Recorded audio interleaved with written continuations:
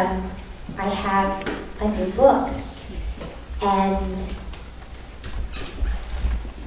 last week was sort of the official launch party of this book. A few of you were at this party, and I wanted to start today with a story that was my favorite moment from last week, because it speaks to this theme this month, behind the mask, that we sometimes wear, moving from ego to essence.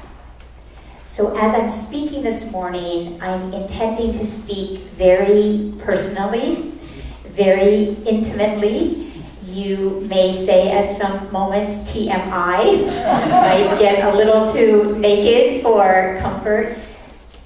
And yet, to be true and integrity to this theme behind the mask and moving from ego to essence, I feel that the only way I can do it is to get naked, as I call it, spiritually naked. Yes. So I invite you, as I'm sharing, please try this on, and perhaps maybe there are places and ways in your own life that what I'm sharing might be relevant or resonant for you. So here we are. I have been working on this book for quite a while. I have a 14-year-old son, and I've been working on this book.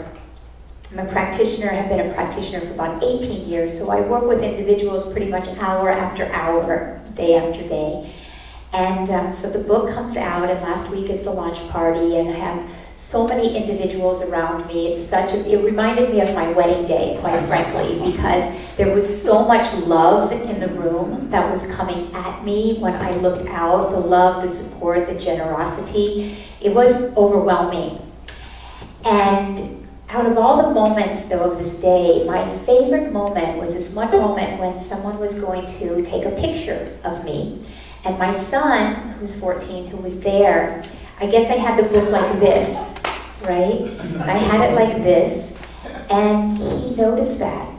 And he came up quickly, and he turned the book around for me. This was my favorite moment of the day, because it would seem like such a small moment in the midst of the day. It spoke to me of his presence. It spoke to me that here's a 14-year-old boy who's, helping his mom with the motherhood evolution. And, was there because I asked him to be there that day, and could have been in the corner on, a computer playing video games. There's many, many, many ways he could have shown up that day. And in that moment, he noticed that the book was this way, and he assisted me to turn it this way. What that said to me, thank you, what that said to me about the place in which he was inside of himself was he was present. He was present enough to notice. And his generosity of spirit, assisted to turn that book around. This is the place, I don't know about you all, but this is the place that I seek to live from. A place that is present with the individual or individuals in front of me, the place that seeks to be present and available to the situations in front of me, whatever they might be. So, cut to, then my book launch, the official launch, is 2 days later. So I want to read to you all from my journal, starting to get into the TMI area potentially. This is what I wrote in my journal. Dear God. You always know that's going to get personal when you start it with Dear God. It's the eve of my book launch, and I already have everything I need. I am abundant, and I am worthy. I'm valuable. Nothing of this world can bring me anything, and nothing of this world can take anything away. I'm free because I'm not fed nor starved by anything of this world. I'm free because I wrote the book. I'm free because I transformed within myself, and I'm now making an offering from my own transformation. May this book be of high and holy service to the world in whatever way you would have it be. My publishers had said, I'm in this category of parenting, which is a very competitive category when you're in the world of books. And their goal for me was to be in the top 100 of this category. I'm an independent, little engine that could, as I call myself. So I had set this deep intention the night before because I didn't want this little engine to get swayed into the world of numbers. My highest intention for this book is that it will nourish individual spirits. It's a book about nourishment, and as I said before, we all have or had mothers. So whether you are a mother or whether you have a mother, this book is meant to nourish the spirit of nurturing that comes with a relationship with our moms. So this is all my spiritual practice, right? Now cut to the day of the launch, and I find myself at number 1 in this category of new releases on Amazon. So this is wonderful, right? The little engine that could is at number 1, right? In my spiritual work, here we are at number 1. Right? Musical applause. I'm seeing clients that day. It's a wonderful day. Someone at my publisher's company emailed me and said, this is fantastic, you're number 1 on Amazon, and you're number, I think it was 35 or something in parenting. So in a nanosecond, my letter to God went down the toilet. And I was like, oh, I'm number 35. And they thought, just in the top 100, well, maybe if I call people and ask them to post on Facebook, I could go from number 35 to at least be in the top 10, right? So my mind is swimming from, now I'm in the world of numbers. And I called, as Patricia said, Dr. Shefali Sabari. For those of you who might not have heard of her, she is a New York Times best-selling author. She's written a book called The Conscious Parent and another book called The Awakened Family, and she is my mentor. And she wrote the foreword to this book. And Michael Beckwith, another mentor of mine, wrote the introduction. So I have this powerhouse of people that I lean into, and I'm a big, huge advocate of being an eternal student. So I'm an eternal student. I find myself in the world of numbers, and I call Dr. Shefali, and the conversation starts like this. I'm at number 35. Do you think that maybe we could get together and rally? And in the course of this conversation, she says, wow, how wonderful. You're at number 1 on Amazon, and you're at number 35. Have you celebrated yet? And I said, yeah, I've celebrated, but I'm really thinking, it's 2:30, and it's 2:30 Pacific time. We got lots of time, right? And she continued to bring me back to this prayer that I had written in my journal about having this book be of service. And she said, it's 2:30. Haven't you done enough for today? Now I want you to know that question stopped me in my tracks. Perhaps for you all that wasn't a huge question, but for me, and when I'm talking about ego and essence, the idea that at 2:30 in the afternoon, Pacific time, I might have done enough for that day was a concept. Some of the way that I was brought up competitive pianist. So I was brought up by a mom. It was very important to her that I competed, right? And so if I were to win first place in one competition or in one level, then the next year she would enter me in 2 levels of that same competition, right? So I internalized that the more I did, the better I am, right? So this is my ego, this is a mask, this is a way that I have allowed myself to be indoctrinated. And I'm listening to the words of my mentor and the question of my mentor saying, maybe you've done enough for today. And I'm not exaggerating when I'm telling you that this was a life-changing moment for me. It was a life-changing question and it was a life-changing moment. Because what I actually wanted to be doing for the rest of the day was go pick up my son from school. That is exactly what I wanted to be doing. I actually didn't necessarily want to be rallying people to help me on, Facebook to get more people to, And I really sat with her to be completely transparent in bawling my head off. And if I think about it too much in this moment, I'll start bawling my head off, and I'll tell you why. Because the way that spiritual practice allows us to shed away the layers of hardened ego works with us in sometimes very uncomfortable ways.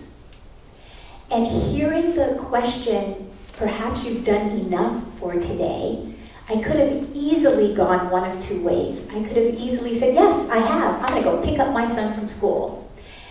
I wasn't really there yet. I could have gone the other way and said, thank you so much for the question. I'm going to rally some people together. And I know we can, get to number whatever. But I knew that there was something in her question for me. So what I'm asking is that you all perhaps ask in your own life, what is the question that someone could ask you that would shake up your ego? That would shake you up, that you couldn't answer the question on a dime. Because that's where the spiritual practice happens.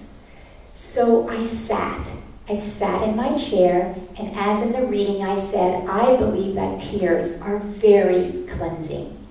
And so I shed some, and I allowed the soft waters of the tears to wash away some of the hardened places that I have internalized that tell me the more that I do, the better mom I'm going to be. The more that I do, the better practitioner I'm going to be. The more that I do, the better author I'm going to be. And I allowed some of that to gently but uncomfortably get shed away. Are you with me so far? Yes. You sort of have perhaps an example in your own life. So I'm going to read to you from my book. This is a manuscript version, got many, many, many edits. Meet your undefended self. Meet your own essence. Why do we struggle with understanding ourselves to be more than enough? As we grow up, most of us internalize a constricted way of seeing ourselves. We buy into a narrow view of ourselves, inherited from family, society, and humanity in general, believing this is how life is supposed to be. We somehow accept this as our identity, our worldview.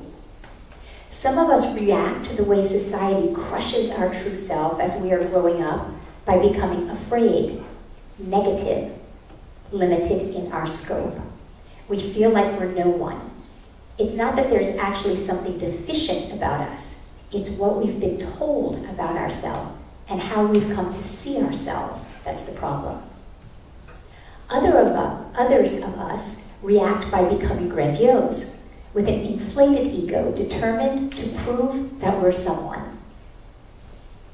Whether we develop poor self-esteem or an inflated feeling of self-esteem, most of us don't grow up to be the unique individual each of us inherently is. When we live our lives coping, surviving, or as I often hear clients saying, getting by, doing okay, what we are seeing is simply layer upon layer of self-protection, covering up our underlying, untouched, original self, a self that has been there all along. Whether it manifests as feeling small or acting grandiosely, the desire for more and to be more is in its essence a longing to uncover and express our original self in all of its greatness. Feeling small or acting grandiosely are both just masks, hiding the fact that we've lost touch with the core of our being. Once we access this core and allow it to flourish, it will transform every area of our life, especially life with those around us.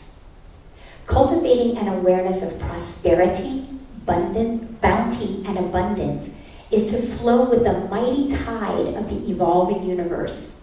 But just like learning to float on a current, it requires a little practice. With steady practice at seeing things differently, mostly ourselves, the mindset of lack and scarcity we have taken on in a survival state we learned growing up shifts to a blossoming of a more accurate reflection of our true nature and the real state of things. When it comes down to it, at any given moment, we are either looking at our life through the filter of lack or through the filter of abundance. Change the filter and you transform your life. So in that moment, when Dr. Shefali was offering to me, perhaps you've done enough today, and as I allow the layers of my own survival mechanisms to gently fall away, what I came into was a place inside of me that utterly wanted to drive to school, to pick up my son, and to spend the afternoon with him. And I was afraid. I was afraid my book wouldn't get to whatever number it was supposed to get to. I was afraid if I didn't do that what wouldn't happen, you know? And when I came face to face with my essence, just wanted to go pick up my son from school, simple as it sounds, the moment that I said yes, I entered a portal to an abundance that you can't even imagine. Because I felt in that moment true to myself, true to my own essence. And from that moment on, nothing else mattered. Is this making sense? Yes. So I'm asking you, there must be a place, a way in your life where simply by habit, you have learned that you think you need to hold on. And if you let go, that perhaps the universal support perhaps might not be there for you. And what I learned through this seemingly small example is that my essence is whispering to me moment by moment by moment. And I know that if my essence is whispering to me, then I know that your essence is whispering to you. So I'm going to ask us here to just gently close our eyes. Just ask for one small way that perhaps you are holding on in your life. This does not have to be something huge. A small way that perhaps you are holding on because you are afraid that if you let go, a mighty tide of support might not meet you. And simply become willing. It doesn't need to happen in this moment. Your willingness will allow it to happen in the process that is perfect for you. So keeping your eyes closed and asking, what is the place in my life that I might be holding on, I might be constricted, I might be afraid to let go? Invite your essence to speak to you. What is it that your essence, your essential nature really needs? What is it that your essence, your essential nature is asking from you to let go. And then envision the mighty universal tide of support, of resource, of love that comes flowing to you. Envision yourself letting go. Envision yourself being carried, lifted, and uplifted by a current that is more powerful than anything you could possibly manufacture with all of the doing in the world. Letting go, letting go, letting go, and invite in this powerful, profound, universal tide of support that has your back, that undergirds you. Allow yourself in this moment to free fall and know that the presence of the divine heart of the Most High catches you. Not only catches you, but provides you the wings to soar. Do not open your eyes until you feel your wings on your back. And if you don't feel the wings on your back, simply state, I am willing to feel those wings on my back. And whenever you feel those wings, you gently open your eyes.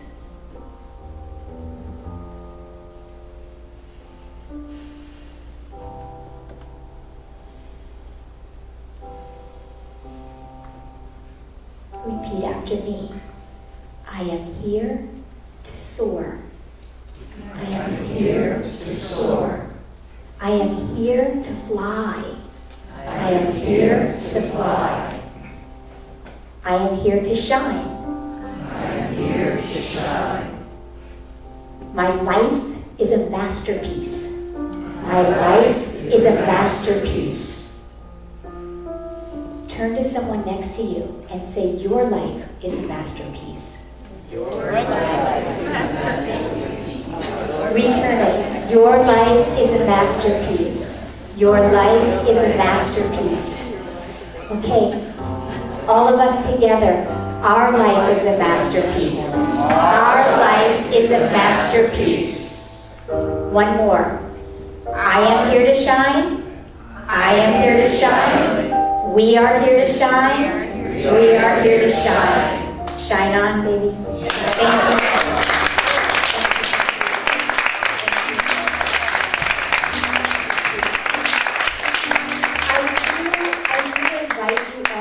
If you are able to get a bite to eat after at the panini stand, and if you're able, even for a few minutes, stay for this workshop this afternoon. It's at 12:30. We're going to dive deeper into this place inside of us, and we are going to learn in a very short amount of time, 30 minutes even, 45 minutes, how nourishing our own spirit and caring for our spirit will allow you to live in this essential place. There is nothing more important. So thank you. Peace and blessings.